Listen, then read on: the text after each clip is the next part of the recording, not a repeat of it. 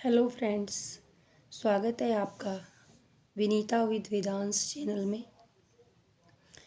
आज काफ़ी दिनों से मैं वीडियो नहीं बना पा रही हूँ क्योंकि स्वास्थ्य बहुत ख़राब चल रहा है मेरा। तो मैंने सोचा आज बैठ के मैं बातें कर लूँ आपसे। तो और बताऊँ कि मैंने जितनी गलतियाँ बचपन में अपने बेटे वेदांश के साथ की हैं, तो कृपया आप लोग वो सब गलतियाँ ना दोहराएं। क्योंकि बेटा मेरा बचपन में बोलता था हल्के फुल्के, और लेकिन मैंने कभी तुलना नहीं की बाकी बच्चों से कि बाकी इतना कर रहे हैं, मेरा बेटा थोड़ा कम कर रहा है। तो ये भी मेरी गलती रही। और उसके बाद मेरा बड़ा बेटा बीमार हो गया और मैं उसके साथ चली गई। तो जब मैं वापस आई तब वेदांश 2 साल का कंप्लीट हुआ था।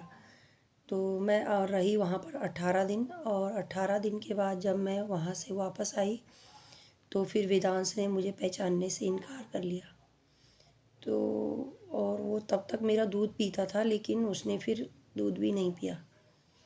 और उसके बाद भी उसका लोकल डॉक्टरों से, हालांकि देहरादून में अच्छे डॉक्टरों को दिखाया हमने, लेकिन हम वहाँ तक नहीं पहुँच पाए कि ऑटिज़म वाली समस्या तक हमें किसी ने नहीं पहुँचाया। क्योंकि पहुँचाना तो डॉक्टर की ड्यूटी बनती थी, क्योंकि हमने तो ये शब्द भी नहीं सुना था।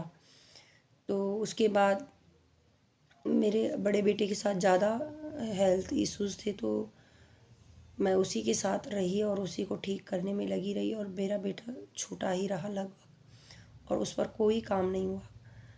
हालांकि उस समय जैसी परिस्थिति थी, जैसा मुझे अच्छा लगा मैंने वही किया, क्योंकि कुछ और किया ही नहीं जा सकता था। बेटा ज़्यादा सीरियस था।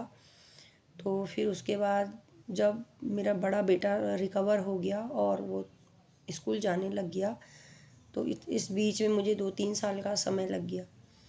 तो वेदांश के लिए हालांकि मैंने अपनी तरफ से अच्छी अच्छी व्यवस्थाएं की थी। मैंने आदमी रखे थे, अपने सगे रिश्तेदार भी रखे थे, और अब मेरे देखने के हिसाब से वो उसके पीछे लगे ही रहते थे। लेकिन जब मैंने उस पर ध्यान देना शुरू किया तब वो 7 साल का हो गया था। अब ज़्यादा मजबूरी में से ही मैंने काम शुरू किया, क्योंकि जो मैंने साथ में अपनी बहन को रखा था वो उसकी नौकरी लग गई और वो बाहर चली गई। तब मेरा ध्यान फिर बड़े बेटे की पढ़ाई से छूट करके, उसके स्वास्थ्य से छूट के, मैंने इस पे ध्यान देना शुरू किया, क्योंकि उसकी पढ़ाई भी छूट गई थी। 3-4 साल वो भी बीमार रहा। तो जब मैंने इस पे ध्यान देना शुरू किया, तो तब मुझे इसमें सुधार और की गुंजाइश नज़र आने लगी। हालांकि ये मार भी बहुत खाता था बचपन में, क्योंकि ये इतना ज़्यादा हाइपर एक्टिव था। क्योंकि उससे पहले मुझे इसे बांध के ही रखना पड़ता था। 4 साल तक तो मैं इसे बांध के ही रखा। 2 साल, तीसरा और चौथा साल इसका बिल्कुल बंधे हुए में ही गुजरा, क्योंकि बड़े नुकसान होने की आशंका थी।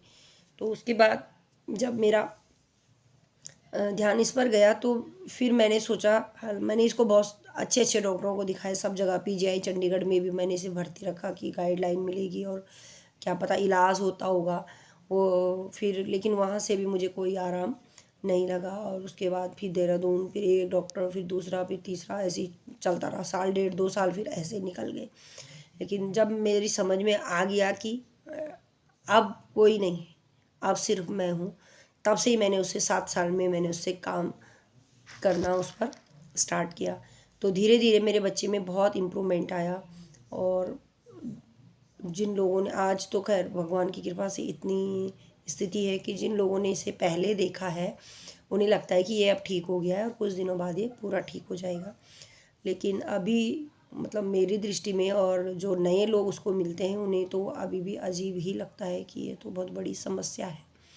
लेकिन मेरा विश्वास है कि जब उतनी बड़ी समस्या से मैं बाहर निकली हूँ, तो ये तो अब छोटी समस्या रह गई है। कभी कभी वो हाइपर हो जाता है, काम नहीं करता है, वरना वो मेरे साथ सारे ही काम करने लग गया है।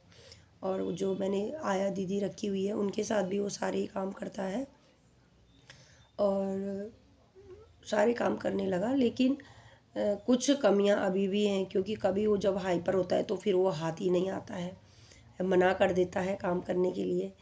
और बोलने की कोशिश भी करता है लेकिन जब उसका मन नहीं है, जब उसे दिक्कत होती है तो तब वो कुछ भी नहीं करता है। तो हालांकि उस समय तो थोड़ी मैं होपलेस हो जाती हूँ, लेकिन जैसे ही वो हाथ आने लगता है फिर मैं उससे काम करवाती हूँ और घर के सारे कामों में मैं उसकी मदद लेती हूँ बिना उसकी हेल्प के, क्योंकि अकेले छोड़ने पे फिर वो करेगा कुछ ना कुछ अपनी इच्छा के अनुसार। लेकिन फ़िलहाल तो मैं उसे अपनी इच्छा के अनुसार चला रही हूँ और दवाइयाँ भी चल रही है। उसके फिट्स भी आ गए थे क्योंकि बच्चा लर्निंग डिसेबल भी था और वो ऑटिज़म तो था ही था और आईक्यू लेवल भी कम था और हाइपर एक्टिव भी था, तो समस्या बहुत बड़ी थी। लेकिन अब काफ़ी कुछ कंट्रोल में है। तो आज मैं इतना ही। और 15 साल के बच्चों के लिए यूट्यूब में, गूगल में मैं सर्च करती हूँ कि क्या करवाना है, तो या तो शायद इससे पहले लोग अपने बच्चों को या तो ठीक कर चुके हैं या तो उम्मीद ही छोड़ चुके हैं कि अब कुछ नहीं हो सकता। तो शायद इसलिए मुझे कुछ भी नहीं मिल पाता है कि 15 साल के बच्चे को अब मैं क्या कराऊँ। तो इसलिए मैंने सोचा, इस चैनल को बनाने का मकसद मेरा यही रहा कि मैं केवल काम वाले ही वीडियो डालूं। ओरल, क्योंकि ओरल में बहुत सुनती हूँ कि हमने बहुत सारा काम करवाया, ये करवाया, वो करवाया, लेकिन काम का नाम ही नहीं बताते तो समझ में नहीं आता कि करवाया क्या। बहुत सारा काम कराया, बहुत सारी मेहनत की। अब मैंने सोचा कि मैं ऐसे वीडियो बनाऊंगी जिसमें मैं काम ही दिखाऊंगी, कि जिससे मेरे बेटा कूल रहता है और काम में ध्यान दे रहा है, हमारी बातें सुन रहा है, ऐसे वीडियो बनाऊंगी। तो इसी बेस पर मेरा वीडियो चैनल है। तो आज के लिए इतना ही, धन्यवाद। बच्चा बड़ा हो गया है, ये गलती बिल्कुल ना करें। जब भी आपको लगता है कि अब मैं काम करने की स्थिति में हूँ, प्लीज़ अपने बच्चे के साथ काम करें और उसमें इम्प्रूवमेंट लाएं, उसमें सुधार लाएं, ताकि वो अपना जीवन इस सामान्य इंसानों की तरह ना भी हो तो इंसानों जैसा तो जी सके। कम से कम उसे अपनी चीज़ों का, अपनी दाएं बाएं, अपने शरीर का होश व आवास तो हो, होपलेस ना हो। और अपने बच्चे के साथ ज़रूर ज़रूर ज़रूर काम करें, उसे सारी चीज़ें सिखाएं, छोटी से लेकर छोटी और बड़ी से लेकर बड़ी।